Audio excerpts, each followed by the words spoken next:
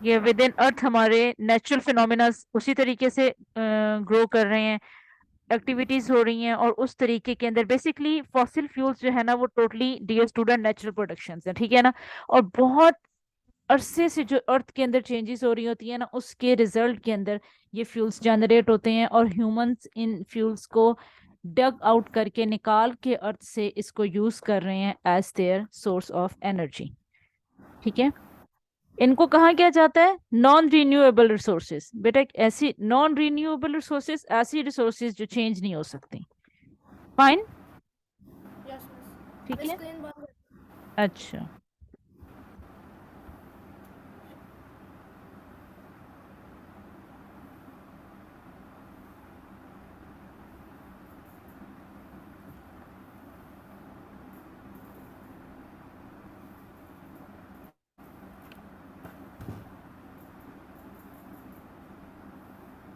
Non renewable resources कौन सी थी? अभी मैंने क्या बताया आपको? ऐसी रिसोर्सेज कि जो दोबारा से जनरेट नहीं हो सकती, जो एक दफा कंज्यूम हो गई वो हो गई, उसके बाद चेंज दोबारा से नहीं होगी, फिर हमें न्यू रिसोर्सेज को एक्वायर करना पड़ेगा अपनी कंजम्पशन के लिए। We are using fossil fuels at a very fast rate. जाहिर बात है, कहते हैं ना कि एनर्जी, ह्यूमंस अपनी एनर्जी को, अपनी रिसोर्सेज को बहुत फास्टली कंज्यूम कर रहे हैं, ठीक है ना। और वो इस तरीके से इसको कंज्यूम कर रहे हैं कि वो नहीं, मतलब स्टॉप नहीं कर रहे हैं उनको। पॉपुलेशन बहुत ज्यादा है, हमें रिक्वायरमेंट बहुत ज्यादा है, ठीक है ना। इंडस्ट्री बहुत ज्यादा ग्रो हो गई है, इकोनॉमी बहुत ज्यादा स्ट्रांग हो गई हुई है।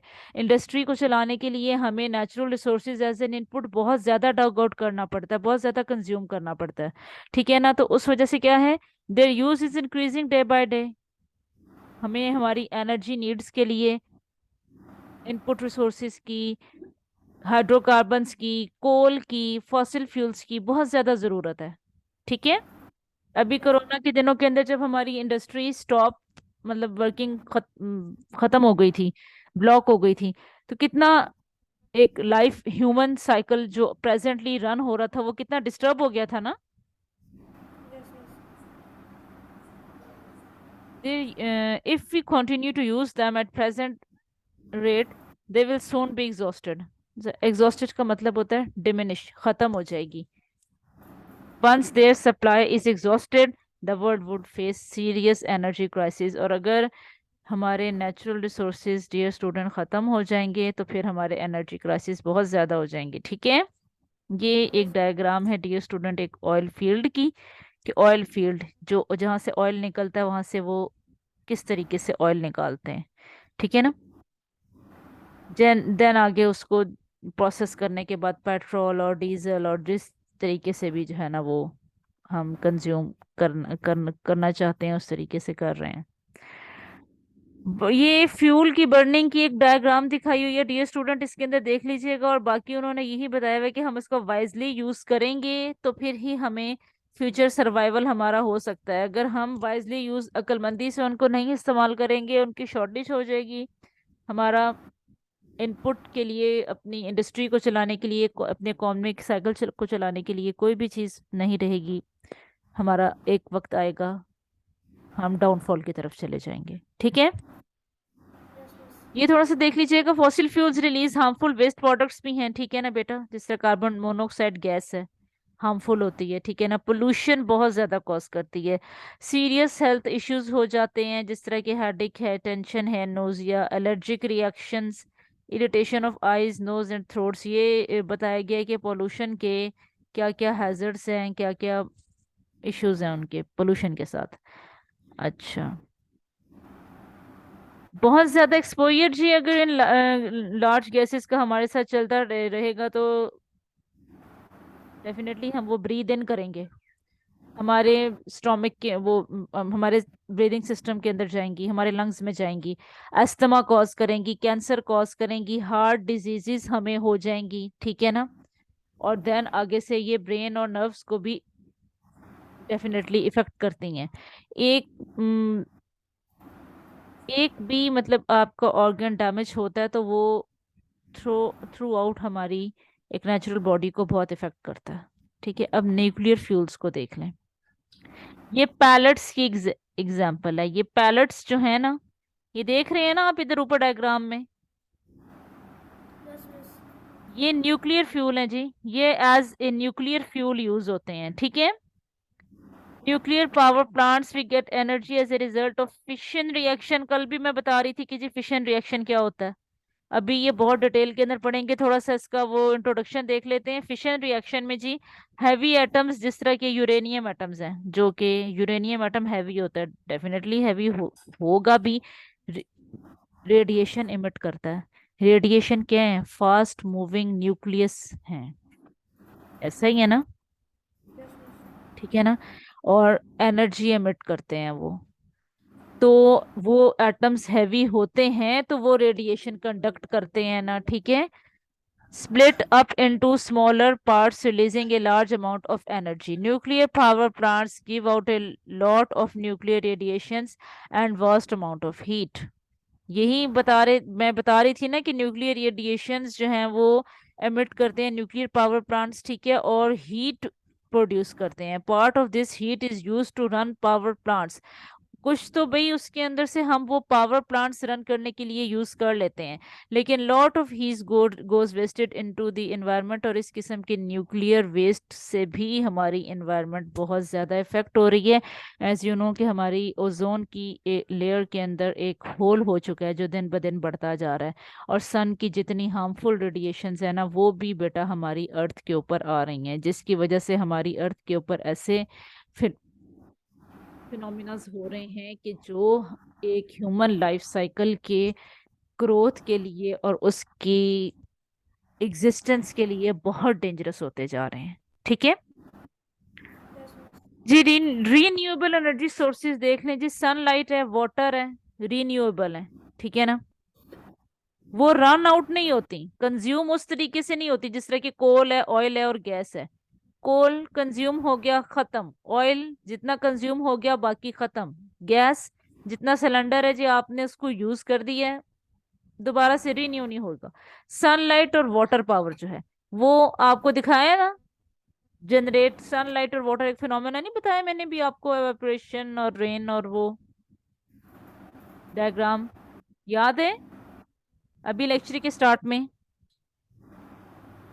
Yes, miss. हाँ जी, तो वो रीन्यूएबल एनर्जी रिसोर्सेज हैं, वो कहीं ना कहीं से हमें दोबारा जनरेट हो जाती हैं। अच्छा, एनर्जी फ्रॉम वाटर, ये क्या देखने में आपको लग रहा है? Dam. ये डैम है, ठीक है ना। हम यहाँ पे सैर पे जाते हैं, जाके बोटिंग करते हैं और देख के घूम के, इतना ढेर सारा पानी, इतना ढेर सारा पानी, बच्चे खुश होते हैं, फैमिली खुश होती है, हम वापस आ जाते हैं, ठीक है ना। ये बेटा टरबाइंस है, ठीक है, ये देखें टरबाइंस। ये फॉल जब स्पिलवे खुलते हैं, ठीक है, तो पानी एक्स्ट्रा वाटर जो है डियर स्टूडेंट, वो स्पिल आउट हो जाता है ताकि वाटर लेवल लेक के अंदर मेंटेन रहे, ठीक है ना, ऐसा ही Yes, है। miss. जब ये स्पिलवे खुलते हैं तो टरबाइंस चलते हैं, उनसे एनर्जी प्रोड्यूस होती है जो आगे से ट्रांसमिट कर दी जाती है हाइड्रो पावर स्टेशंस को, और वहाँ इलेक्ट्रिकल एनर्जी की फॉर्म के अंदर सेव कर दी जाती है, जो कि हमारी through out the country use होती है। Fine, Yes, miss. ठीक है। ये एक वो डायग्राम है, देख लें। एनर्जी फ्रॉम द सन क्या है जी? Solar energy coming from the sun, directly और इनडायरेक्टली, ठीक है। Sunlight does not pollute the environment in any way. Sunlight तो पोllute नहीं कर रही। The sun rays are the ultimate source of life on the earth, definitely ऐसा ही है। प्रोसेस ऑफ फोटोसिंथेसिस उससे होता है बेटा। हम लोग धूप में बैठ जाते हैं, विटामिन डी बहुत है सनलाइट में। जिन लोगों को बोन्स का इश्यू होता है, जिनको बोन्स की डिजीज होती हैं, वो अक्सर एजड लोग जो हैं वो सनलाइट बहुत ज्यादा लेते हैं, ठीक है? हमारे प्लांट्स की ग्रोथ है, डेफिनेटली वो हमारा एक पार्ट ऑफ फूड है, सही है ना। प्लांट्स एक हमें बहुत तरीके से सर्व कर रहे हैं, as a living being plants हमें फूड मिलती है। एनिमल्स के लिए सनलाइट जरूरी है, ठीक है। हम फ्यूल के लिए भी सन के डिपेंडेंट हैं, हम फूड के लिए भी सन के डिपेंडेंट है, और आजकल रिसेंटली तो बेटा अगर आप देखें तो सोलर प्लेट, एक एक प्लेट सोलर प्लेट जो है ना, अगर आप एक लगवा रहे हैं 5-6 लाख, और पता नहीं क्या वो इतनी इतनी उनकी हैवी अमाउंट्स है, और वो उसके अंदर बैटरी चार्ज होती रहती है, होती रहती है। और सोलर प्लेट्स जो हैं वो लैंड में, ये जो मैदानी इलाके हैं इनके अंदर तो बहुत ज्यादा लाइक अच्छा वो है, एक सक्सेसफुल एक्सपेरिमेंट है, ठीक है ना। आपको पता भी नहीं चलता कि भाई वापडा की बिजली, लोड शेडिंग, और वो बिल्कुल एक लाइक एलिमिनेट ही हो जाता है सब कुछ, ठीक है। Yes miss. अगर हम लोग सूटेबल मेथड्स यूज करें तो फिर हम सोलर एनर्जी को बड़े कंस्ट्रक्टिव तरीके से यूज कर सकते हैं, और हमारी जितनी भी रिक्वायरमेंट्स हैं वो बहुत अच्छी फुलफिल हो सकती हैं। सोलर हाउस हीटिंग, ये एक नेक्स्ट टॉपिक है। इसको भी मैं ऊपर सेट कर लूँ स्क्रीन पे, मैं फिर डिफाइन करती हूँ। Solar energy is not new, ठीक है ना, कि सूरज की रोशनी को किसी भी तरीके से, प्रोसेस तरीके से, अनप्रोसेस तरीके से यूज करना कोई नई चीज लाइक नहीं है। However it is use in the houses and offices as well as in the commercial and industrial purposes, ठीक है ना। ये बहुत क्वाइट रीसेंट, तो अभी मैंने आपको जो सोलर प्लेट की एग्जांपल दी है ये मोस्ट रीसेंट एग्जांपल है। Complete solar housing heating systems are successfully used in the areas with a minimum amount of sunshine in winter, ठीक है ना। ये कोई एक ऐसी टेक्नोलॉजी है जिसके जरिए सोलर हीटिंग सिस्टम, सोलर से जितनी हीट आपको मिलती है वो एब्जॉर्ब कर ली जाती है, और ऐसे एरियाज के अंदर उसको यूज किया जाता है डियर स्टूडेंट के जहाँ पे बहुत सनशाइन इन विंटर बहुत मिनिमम होती है, ठीक है ना। ये हीटिंग सिस्टम देख लेते हैं जी हम। ये consist of A collector, definitely कोई कलेक्टर इंस्ट्रूमेंट होगा जो सारी एनर्जी को कलेक्ट करेगा, ठीक है। स्टोरेज डिवाइस है, और उसके बाद आगे डिस्ट्रीब्यूशन है, ठीक है। ऑपरेटर्स चेक कर लीजिएगा, ये सन रेज है, ठीक है। देख रहे हैं सन रेज एक प्लेट के ऊपर गिर रही हैं आके, ये देखिएगा एक प्लेट पे आके गिर रही है ना। Yes miss. एल्युमिनियम फॉइल लगी हुई है आगे, ठीक है ना। फिर उसमें कॉपर ट्यूब्स लगाई हुई हैं बेटा रेड कलर की, और उनको कवर कर दिया गया ग्लास से, ठीक है ना। उसके बाद जितनी एनर्जी एब्जॉर्ब हुई है वो कॉपर ट्यूबिंग के जरिए एक सिस्टम में जा रही है जो कि एक टनल है, ठीक है, जिसको कि हीट एक्सचेंजर का नाम दिया गया है। ये मेरा पॉइंटर चेक कर रहे हैं, यस मिस। ठीक है। उस हॉट वाटर है इसके अंदर, और देन कोल्ड वाटर प्रोवाइड कर दिया जा रहा है। एक पंप लगा हुआ है, उससे जैसे ही वो हॉट वाटर से एनर्जी सारी कंज्यूम हुई, वो जी दोबारा से कोल्ड होके दोबारा से इधर इन पाइप्स के अंदर चला गया टेम्परेचर इंक्रीज करने के लिए। उस तरीके से हीट को एक्सट्रैक्ट किया जा रहा है एनवायरनमेंट में से, ठीक है। ये आपकी रूफ है सारी, और ये आपका हॉट वाटर का टैप है। सोलर हाउस हीटिंग सिस्टम की आप किस तरीके से देखा जाए तो ये एक वाटर गीजर की एक काइंड नहीं है,